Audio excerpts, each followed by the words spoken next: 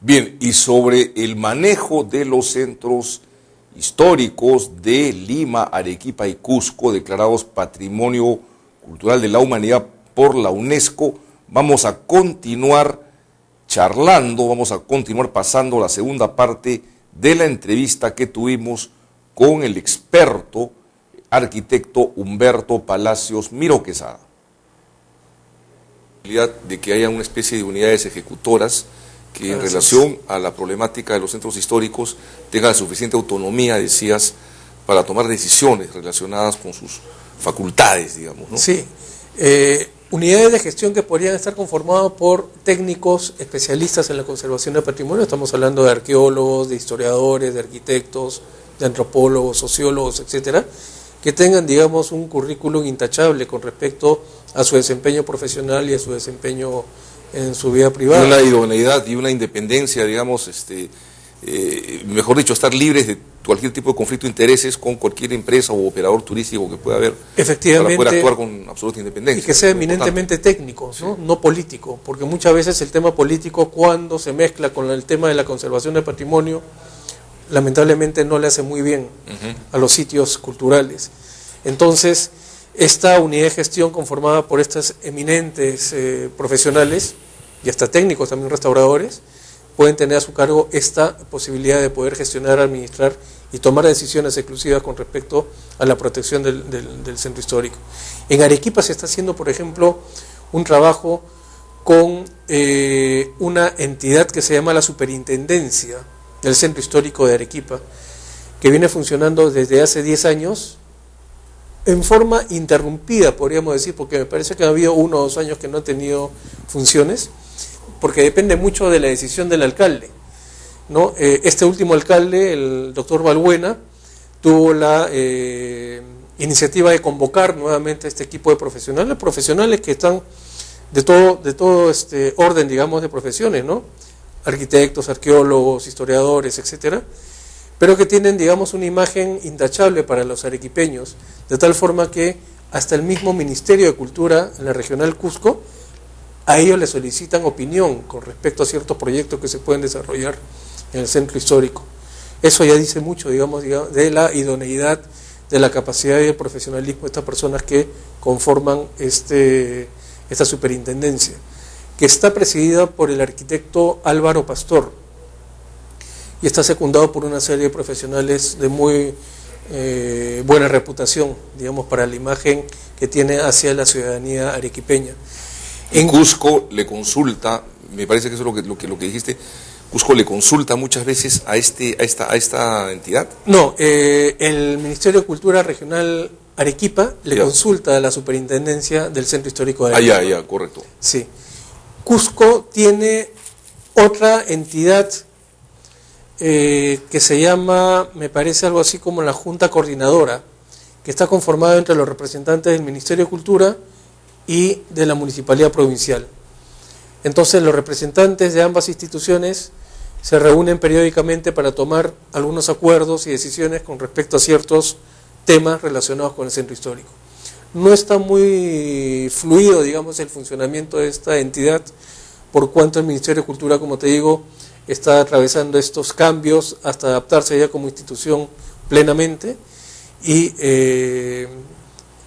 creo que nace la iniciativa justamente del problema que hubo a inicio de año con las lluvias que azotaron Cusco y que afectaron varias viviendas o varios inmuebles en el centro histórico de Cusco también. De ahí se forma, digamos, esta entidad, y no ha tenido tampoco un correlato muy fluido, digamos, si se quiere, con respecto. Son, digamos, tanto en Cusco como en Arequipa, algunos esbozos, si se quiere, con respecto a qué cosa puedes, de qué manera se puede formar, digamos, o tener la iniciativa de formar una unidad de gestión. Lima sí no tiene absolutamente nada, ni superintendencia, ni junta de coordinación, no tiene absolutamente nada. Lima lo lleva directamente la municipalidad provincial, la municipalidad metropolitana, y con colaboración, cuando lo solicita así la municipalidad, por parte de el ex INC, ahora Ministerio de Cultura. Humberto, Ahora, y entrando ya, digamos, a lo que ha sido tu visión de en qué situación se encuentra el Centro Histórico de Cusco primero y de Arequipa después.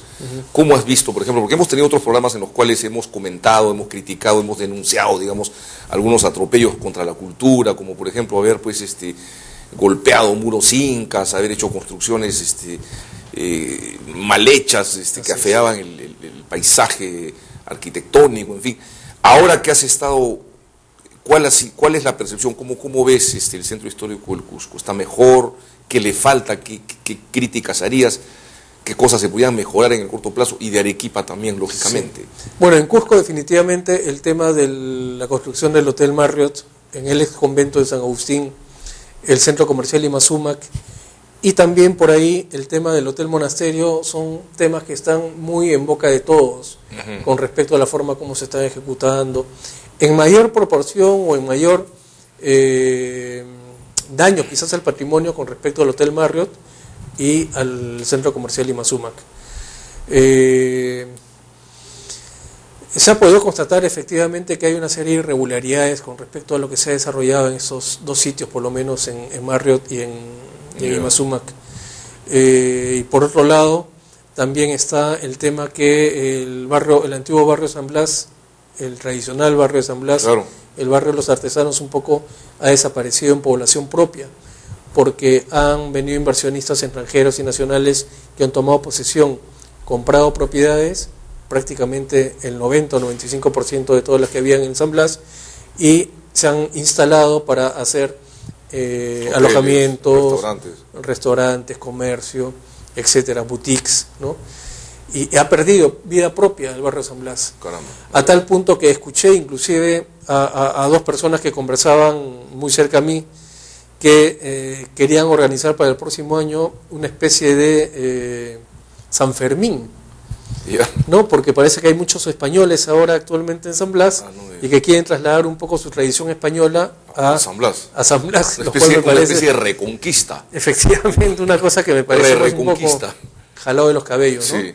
Entonces, el hecho de perder población en un centro histórico evidentemente trae como consecuencia este tipo de situaciones que no quisiéramos que se puedan dar. Definitivamente la presencia de esos artesanos, ahí estaba, creo que, si mal lo recuerdo, Mérida, Mendívil, ¿no es cierto? Sí, que todavía me parece están todavía, sí, que formaban parte y todos los alrededores, digamos, habían incluso eventos religiosos ciertas épocas del año en la placita. Así es. Recuerdo que formaban parte, digamos, de la cultura misma, pues, del Cusco, ¿no? En buena cuenta lo que estás diciéndome pues que eso va desapareciendo como consecuencia de los cambios. Sí, porque la población se va yendo un poco más al límite del área de protección de patrimonio mundial. Población hay mucho más en el barrio de Santa Ana, en el barrio de San Pedro, con mayor presencia, digamos, de gente que vive en el centro histórico, lo que ya no sucede en el mismo centro de la ciudad, lo que ya no sucede en San Blas, y poco a poco la población se va replegando, ¿no? Entonces tengo entendido que hay por lo menos solamente un 25% del área total del centro histórico como área para uso de vivienda local, de vivienda propia. Lo más lamentable es la desaparición, digamos, de toda esa cultura de artesanos y que había tradicionalmente en esas. Sí, quizás, quién sabe, con el tiempo vaya a desaparecer esto, porque la tendencia es esa, ¿no? La tendencia es que el inversionista llegue al Cusco, se ha supervalorado, digamos, el metro cuadrado de terreno en el centro histórico de Cusco, y eso hace que los inversionistas lo vean como un sitio de interés para poder comprar, para poder adquirir propiedades y convertirlos en los negocios que ellos pretenden hacer.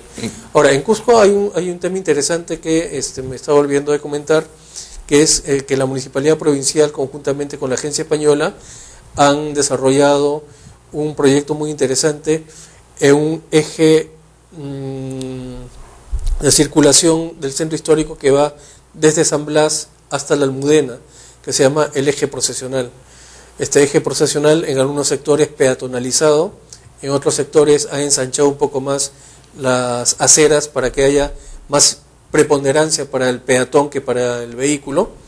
Es un proyecto bastante interesante, como te digo, de recuperación de todo ese eje,